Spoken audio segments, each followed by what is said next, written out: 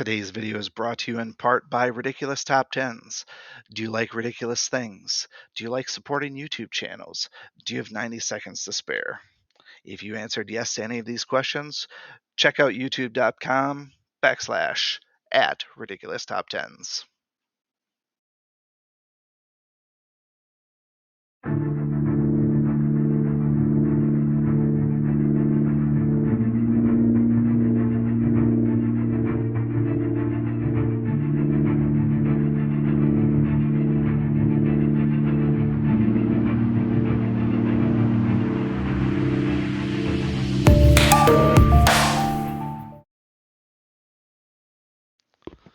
Good afternoon, everybody. Welcome to another Fad Friday.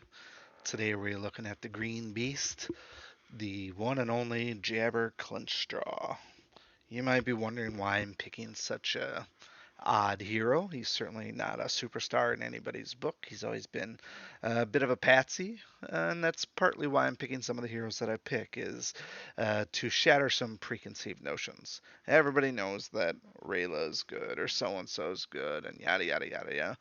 But let's try to bring out the good in some of the unsung heroes and why I think they have potential. And so that is why we're looking at Jabber today. Ignore my character level at the moment or my player level. I'm level 59. My character level for Jabber is only 35. I've not spent a lot of love on him. I'll just say that flat out. I've done his stories. He is up to 5 stars. But that's about it. I don't put a lot of love into him. He doesn't get a lot of use. He's just your regular run-of-the-mill bronze hero. Bronze heroes, they're meant to be freebies. They're meant to not really amount to anything. So if they don't amount to anything, why use them? Well, let's take a look at them and see if there's anything worth using, and then I'll give you my insights as of the moment in a vacuum before everybody is fully maxed out and ascended 6 stars at level 80. We got a long way to do that before we can find out where he falls on a tier list. But I have some numbers that might surprise you to start with. So what do we see from Jabberjaw? Beast, Berserker, Warrior, nothing really to write home about there. That's just how he's characterized. Um, he's always been a beast. He's a little guy. I wish I had his other feral skin or whatever that is, but oh well. So first things first, we're going to go to his stat page and look at his traits. He does not have any complex traits whatsoever. He is very straightforward. That's part of being a bronze hero. One of the first things to point out is this first trait is actually a fantastic trait. Shredder deals an extra 25% to non-armored. There are far more non-armored enemies than there are armored enemies. So this is in most cases almost always going to hit. There's not a lot of I guess constructs, I guess, would be sort of a meta team, but if you wanted to use Jabber in PvP, he's got potential there because there's not a lot of armored people that actually get used there a lot. People are using casters and other, you know, slippery, nimble heroes that aren't armored. So this here is almost always a free 25% damage. So obviously that 25% goes on to the damage calculation, does not relate to his actual attack. So it's mostly stat independent until it gets to actually hitting the opponent. His next stat is Frenzied, has an additional 6% chance to crit. Just looking at my cheat sheet at the moment, there are not a lot of extra heroes or heroes that have extra crit chance. I am counting 3, 4, 5, 6, 7, 8, 9, 10, 11 total heroes that have an extra chance to crit. And out of all of them, 11% is indeed the highest. So he is at the top of the food chain in terms of crit chance. You can't beat him unless you have some other type of a proc. So on top of already being extra damage from his first trait, he's got an extra chance to crit as well. His crit damage does not increase, but he does have a higher percent chance to crit. Middle skill or trait, Pwn Goblins, not really a big deal there. You're probably not going to run across a ton of goblins. But if you do happen to run into, let's say, Nub Nub or Miko, he's going to do pretty good against both of those. So put that together for a fun team if you want. His fourth trait, poison on crit, because he has a higher crit chance. This is more likely to hit. Gives you one stack of poison for 3 turns. Not a lot, but it's still something. If you had other heroes that increase the number of buffs or the stacks or buffs last longer, this is always a benefit. This is going to be more so a benefit of if you use him for PvE. So um, if you have him low enough level but still fully ascended, and you use him against Kang, for example, yeah, that might come in really handy, provided that Kang's not immune to poison, which he probably is. And then lastly, his signature trait is the nature ferocity. So increase attack 10% for all nature allies. And similar to other heroes before him, he is his own nature ally, so he gets that natively as well. So he gets that extra 10%. So look at his base here for attack, 687. And he's got an extra plus 70% there. Obviously, the star bonus we kind of just disregard, so that extra 10%. It is additive as far as I know, so it's basically whatever it is. Plus 70%. I've tried to do the math on a number of these. They don't seem to work out with standard math. There's a lot of rounding that we don't see, so there's decimal points that we're not seeing there as well. Big thing to notice: most of his other his stats are non-buffed. So what you see is what you get. He's got a normal speed. His defense is 1062, 836 for skill. Max health 3800 for where he's at. I'm not going to compare those to anybody else right now because he's so much lower level than anybody that I use at this point. There's really no benefit in trying to stack his base stats up on any kind of a tier list right now because I don't have enough comparable heroes. What I am going to talk about, though, is how these stats stack up relative. One of the things that I've been doing specifically for this here is looking at what his stats are based on his level. Since the stats are level dependent and not anything related to upgrading with experience potions like abilities, stat points do not change. They're basically to his level. So I've done some quick math on these here, and I see where Jabber is for level 35. We're taking the ratio his base stats compared to level 35. So looking at that, his attack right now, where it stands, his base attack compared to his level is a factor of 34.66. If I sort all of my heroes top down on that attack to level ratio, Jabberjaw is number one. So he's one of only 4 people that are actually in the 30s. Number 1 is Jabber, number 2 is Squinch, number 3 is Nitpick, and number 4 is Black Diamond. All of them have a factor of 30 or higher attack to level ratio. And I think that is actually pretty cool. The fact that he is a bronze hero, we get a way better attack value, so that if you do use him, you get more damage. So let's pump the brakes on that a little bit. You don't necessarily get more damage per se.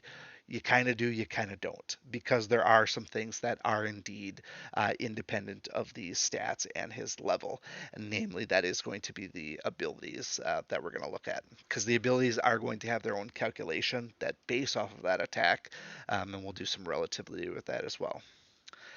For comparison, just to give you a reference on defense, I will give you the numbers on defense here in 1 second.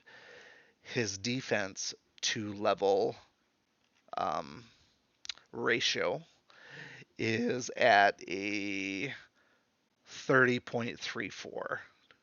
There are 6 heroes higher than him in terms of defense to level ratio. Starting from the top down: William, Spitfire, Furnace, Augustus, Stonefist, Wrath. What do you know about those particular heroes? Every single one of those is a tank, and they are the ones that are getting the high defense bonuses. Now, disclaimer: yes, as the level goes up, I expect that this ratio will indeed taper off. But right now, where I'm at, his ratio, if I fought other people in PvP at level 35, I should have a pretty decent advantage over some of them. Um, Trying to look at somebody else that I have at a similar level here. So anybody else at 35? Grognog, for example. I can't really compare him because he's not ascended. Sorry. Um, Nitpick, I guess. Nitpick is 38 in my book here. His defense rating compared to a level 38 is an abysmal 21. So he's a caster. He doesn't have defense, but Jabber, really doesn't have much of an extra defense as well. So he's a warrior, not meant to be a defender. But I'm just saying, relatively speaking, his stuff stacks up.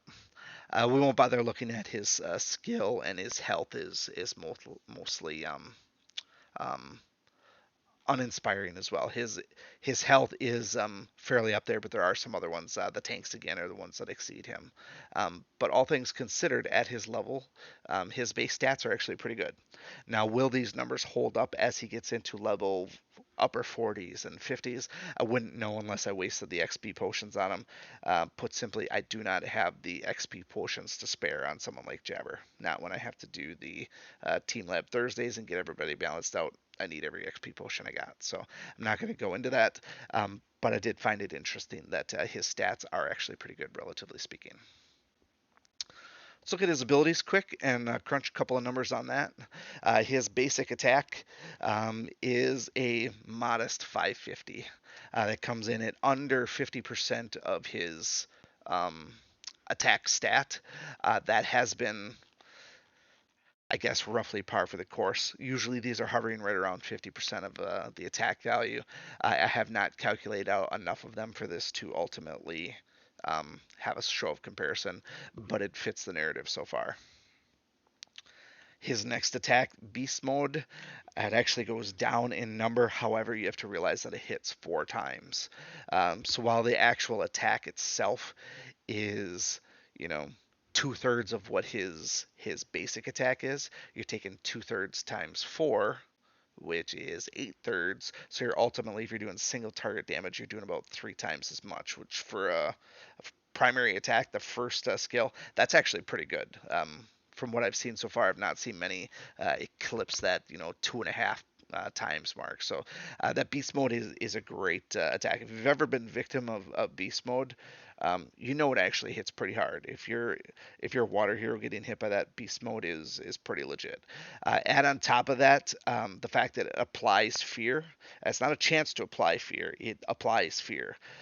So if you've been victimized by fear in this game here, it's not the same as it was in the game past. I mean, fear at any given point, they could just run away, and that, for lack of a better word, is scary. I hate fear. It's one of my least favorite debuffs out there because it can really wreck a match. Cheap shot, nothing overly complicated here. This is the same as Squinch. Basically, you're using this if you got debuffs. So the overall base attack is higher. So it is about 1.5 times the basic attack. This truly shines where you get when you get extra debuffs on him. Jabber himself is not going to put a lot of debuffs on there. Obviously, you can get both fear and poison out of Jabber without too much fuss if you use this a little bit later on. This skill does not start powered, so by the time you get around to it, you might have a couple of debuffs out there. That said, it's not really going to come up in PvP very often because he will not survive long enough. When you ultimately do this in PvE, it's hard telling if you're even going to make it that far in turns without killing your enemy in the first place. So, best case is you end up saving it for end of a stage water boss when things start to stack up. And lastly, we have Toxic Assault. It's exactly what you'd think, Toxic being a poison reference. It is 2 attacks at 484, so we're looking at roughly the basic attack, just slightly under a similar basic attack. It is hitting the target and 2 random, so it's hitting 3 times. So again, we're getting 3 times the damage, which is pretty good for an attack standpoint. So you don't get a lot of attacks that are doing 3 times the basic attack in terms of what Jabber's doing. He's got that on a couple of skills, so that's pretty awesome. And then it does apply stack of poison on hits. So as long as you hit them, if you're doing it against single target damage, you're going to get 3 stacks of poison. Buff up how much health they actually lose. All right, so for today's test, we are going to do a little bit of PvP. I do want to whip out beast mode on a particular enemy that is over leveled compared to me. Hopefully, I can get it off. We'll see if he actually survives. I do have a dungeon picked out for this, or an opponent rather.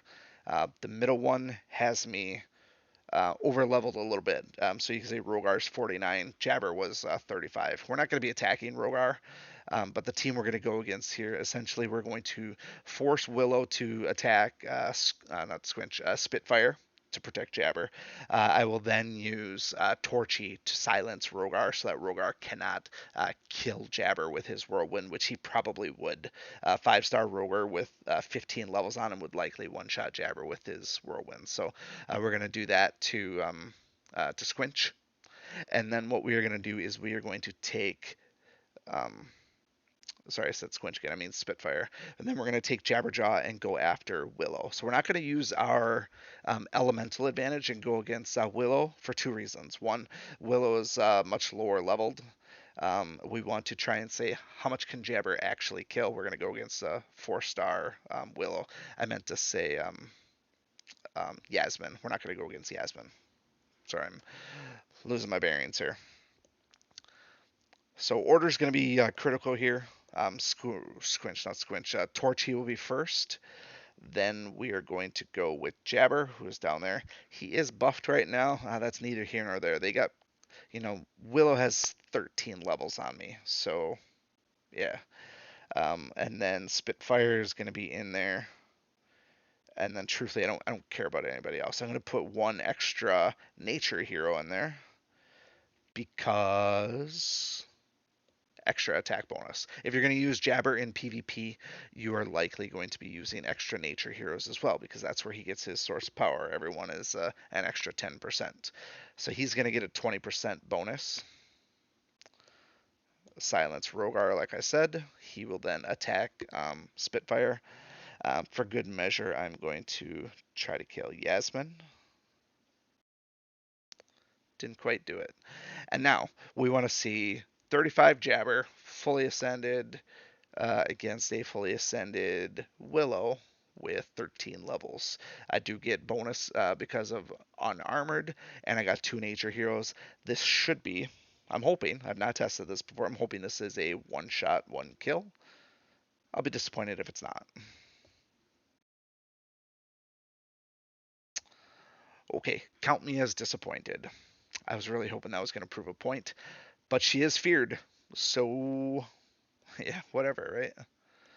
Um, that was really the only point that I wanted to show here is how Jabber does against that. At level, maybe it would have been a kill, but